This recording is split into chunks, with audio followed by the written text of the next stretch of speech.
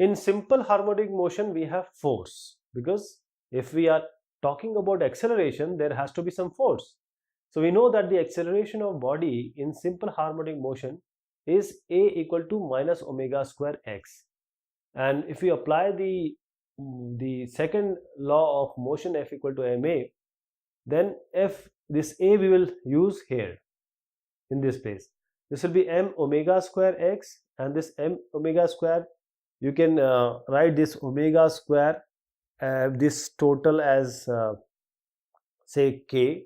So F can be written as minus kx, and in this place you are actually writing this m omega square as k.